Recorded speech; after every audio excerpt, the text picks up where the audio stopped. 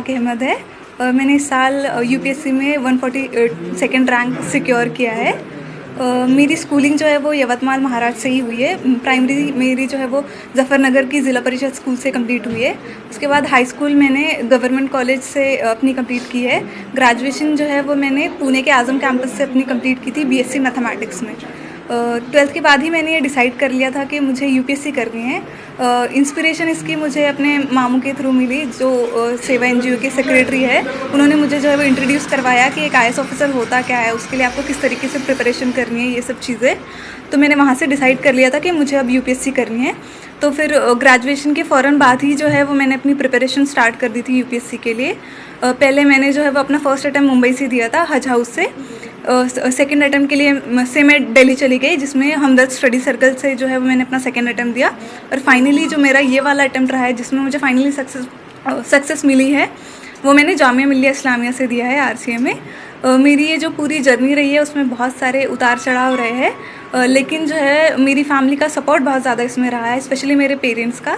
मैं फाइनेंशियली थोड़े humble background से बिलोंग करती हूँ। मेरे पापा जो है वो ऑटो रिक्शा ड्राइवर है, लेकिन फिर भी उन्होंने कभी मुझे ये एहसास नहीं होने दिया कि हमारे पास रिसोर्सेज की कमी है। उन्होंने हमेशा मुझे सपोर्ट किया है। मेरी जो मदर है, उन्होंने मुझे हमेशा सपोर्ट किया है। कहीं ना कहीं मैं जो एक पेट्रियार्कल सोसाइटी से बिलोंग करती हूँ, इसके बावजूद भी कभी मेरे पेरेंट्स ने मुझे ऐसा महसूस नहीं होने दिया कि तुम लड़की हो, तुम ये नहीं कर सकती। उन पे दूसरों का भी प्रेशर था, फिर भी उन्होंने इस प्रेशर को हैंडल करते हुए मुझे सपोर्ट किया है। मेरी पूरी फैमिली, फ्रेंड्स, टीचर्स, सब ने मुझे इस जर्नी में जो है वो बहुत ज़्यादा सपोर्ट किया है। मैं अपनी प्रिपरेशन की बात करूँ तो ये मेरा 4th अटैम्प्ट था, तो इससे आप अंदाज़ा लगा सकते हैं कि जर्नी बहुत ज़्यादा डिफ़िकल्ट रही है। फेलियर्स बहुत सारे आए हैं इसमें, लेकिन मैंने इस जर्नी में एक चीज़ सीखी है कि आपको पेशेंस और कंसिस्टेंसी जो है वो कभी इन दोनों चीज़ों का साथ नहीं छोड़ना है। ये दोनों चीज़ें ही है जो आपको जो है वो आपकी डेस्टिनेशन तक पहुंचा सकती है। आपके पास फेलियर्स आएंगे, बहुत सारे आएंगे, लेकिन आपको उन फेलियर्स से सीखना है कि आपकी गलती कहाँ हो रही है और आगे बढ़ना है। जो आने वाली पीढ़ी है, नए बच्चे हैं जो ये सोचते हैं कि कैसे मुकाम तक पहुंचना है, तो उनके लिए क्या सलाह देना चाहिए?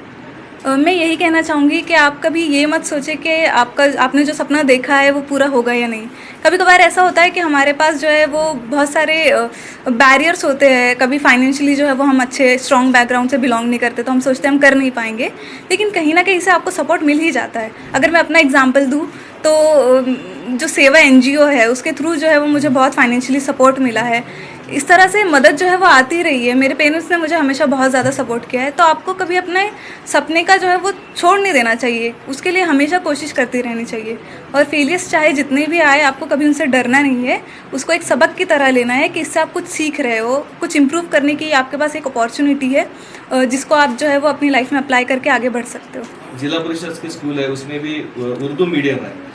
ऐसी परिस्थिति में हमेशा लोग सोचते हैं कि बड़े स्कूल होना चाहिए, अंग्रेजी में ही पढ़ना चाहिए, तो क्या लगता है इसमें? ये मेरे हिसाब से ये बिल्कुल एक तरह का मिथ है। ऐसे कुछ नहीं होता है। अगर आप खुद हार्ड वर्किंग हो, अगर आप में उतना जज्बा है कि आपको अपनी लाइफ में कुछ करना है, तो आप कैसे भी हालात में जो है वो आगे बढ़ जाते हो।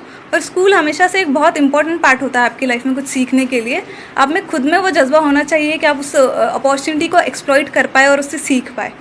अभी आईएएस तो आप बन गए हो, लेकिन क्या आगे करना चाहेंगे सोसाइटी के लिए? ये तो बस एक फर्स्ट स्टेप है, एक तरह से मीन्स है ये कुछ हासिल करने के लिए, कुछ पाने के लिए।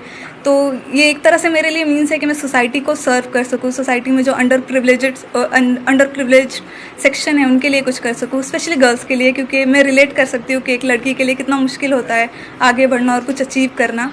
तो मैं कोशिश करूँगी कि मैं एजुकेशन और हेल्थ केयर जो है उस पर ज़्यादा अपना फोकस करूँ और सोसाइटी के लिए कुछ कर पाऊँ।